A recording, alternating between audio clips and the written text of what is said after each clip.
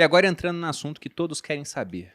Como é que a gente pode pagar menos imposto de maneira legal, assim, diretrizes gerais? O que vocês têm em mente? Como é que a gente pode iniciar esse assunto? Vai lá, Boa. Vitão, começa aí. Tá.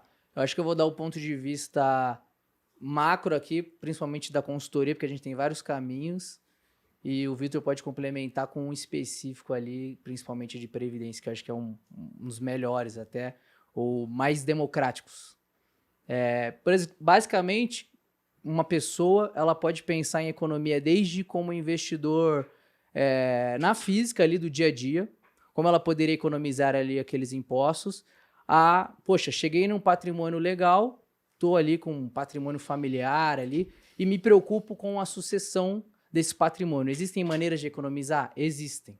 Então, assim, só para pincelar, depois a gente pode se aprofundar, mas para se proteger ali numa sucessão, eu posso pensar em seguro de vida, bem dimensionado, posso pensar em previdência, também bem dimensionada, que pode ser tanto na sucessão quanto em vida, posso recolher ali, né, os impostos que paguei na fonte como trabalhador, como empresário. E existem outros mecanismos também mais na linha do jurídico, através de holding, através de uma offshore, ou soluções mais complexas ali internacionais. Assim, de maneira geral, são vários caminhos. Eu acho que ali a figura até de um consultor, de um especialista, é justamente detectar qual você precisa, ou quais. Não necessariamente você tem que ir em um. Mas eu acho que um dos mais interessantes, assim, já que a gente está falando aqui com bastante gente, o veículo de previdência é muito, muito democrático. Basicamente, você, com muito pouco, já tem ali uma restituição a fazer, uma economia a se fazer na sucessão, que acho que aí vale a pena o Vitor se aprofundar como funciona a parte de previdência, que realmente é fantástico e democrático, né? Acho que essa é a beleza do produto quando foi criado lá atrás, né? Essa parte de economia de impostos, né, ela durante muito tempo acabou sendo uma coisa restritiva, né? Você tinha previdências nos bancões, mas eram previdências horrorosas. Se você olhar até hoje, você tem mais da metade do patrimônio investido em previdência dos grandes bancos, que não superam sequer o CDI. O cara te cobra uma taxa de 2%, 3%, e aí, até falando agora do concorrente amigo, o vídeo do Thiago denuncia isso, que ele fez no lançamento de um fundo nosso, o Arca Renda Fixa, onde ele foi lá comprar uma previdência nos bancões e ofereceram para ele produtos cobrando 2 de ADM para comprar Tesouro Selic. Então, era um produto que era feito para o investidor perder dinheiro, não era atrativo, então você economizava imposto, mas você não conseguia ganhar dinheiro com aquilo. Perverter o produto, né? Isso aí. E aí, quando você olhava para o investidor que possuía um patrimônio muito elevado, e aí o meu histórico, como você falou, de ter tocado um wealth, né? Para quem não sabe o que é o wealth, esses jargões de Faria Lima, que eu particularmente odeio, né? São gestões de fundos exclusivos de grandes famílias. Então, a pessoa tem muito dinheiro, ela vai lá, entra em contato com uma área chamada wealth dentro de um banco, que ele faz fundos exclusivos. E você podia economizar imposto com fundos exclusivos. E por que você economizava, e eu estou usando no passado, porque a legislação acabou de mudar, mas você economizava via fundos exclusivos, porque você podia montar uma estrutura, investir com todas as classes dentro de um único veículo, de um único fundo, e compensar imposto entre elas, ou seja, se você investe em ações, ganha dinheiro em ações, perde dinheiro em renda fixa, você vai compensar um com o outro, que não acontece na pessoa física investindo direto. Né? E você não pagava o come cotas. Né? Só que a legislação agora modificou. Na verdade, ela não modificou ainda, né? Ainda porque mas passou vai mudar. na Câmara e está no Senado agora. Exatamente. Mas perfeito. tudo indica que, se não for esse ano, porque está acabando, ano que vem provavelmente isso muda. E aí, eu acho próximo ano deixa de valer. Esse assunto já vem enrolando há pelo menos 4, 5 anos, com alguma intensidade esse assunto. E agora chegou, de fato, às votações. Então, eu duvido muito que não vá ser aprovado, eu já estou dando como feito. Né? Então, pelo menos, trouxe um pouco mais de igualdade. Né? O pequeno investidor hoje que investe num fundo tradicional, ele tem a mesma regra de um investidor gigantesco que podia investir num fundo exclusivo. E aí, o que eu já estou dando tanto como igualdade batido, já que eu nem citei. Você começou a falar, foi, cara, na minha cabeça já essa perdeu. Solução já foi.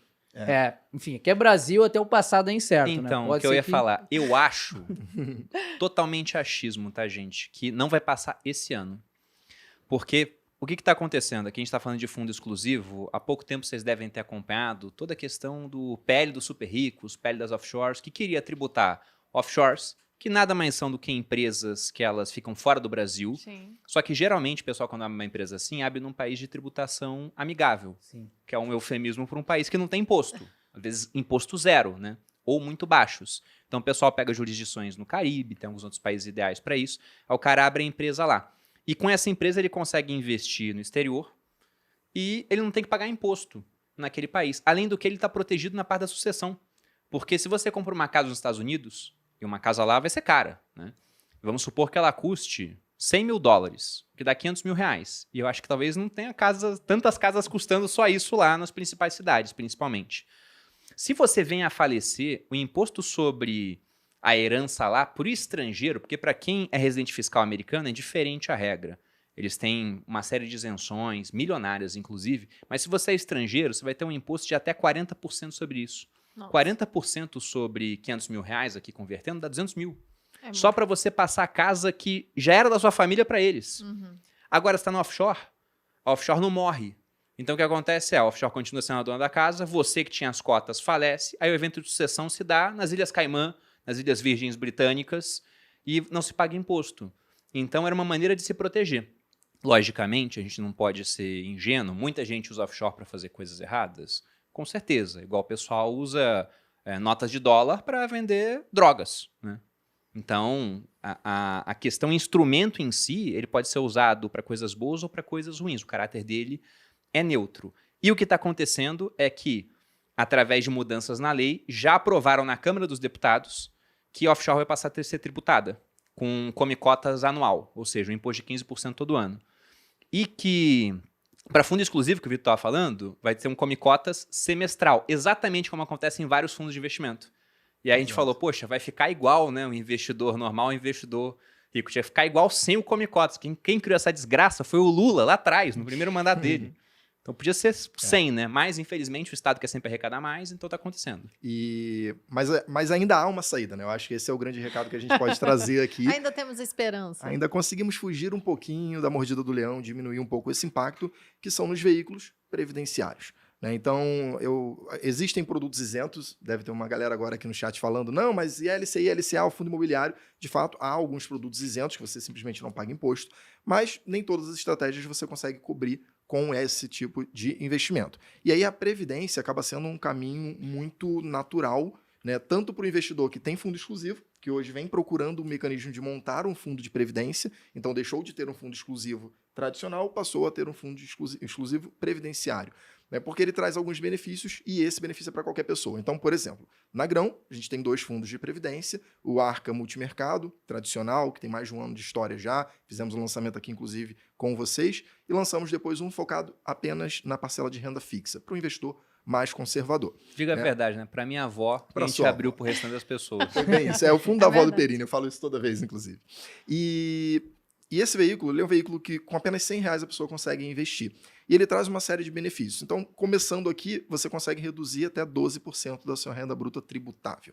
O que significa isso? Imagina que você ganha uma renda bruta tributável, ou seja, salário ao longo de um ano, né, algum aluguel, tem algumas regrinhas, isso tem que dar uma olhada com mais detalhe, o que é tributável, o que não é, o que é compensável, o que não é, mas que você tem uma renda bruta tributável de R$100 mil no ano.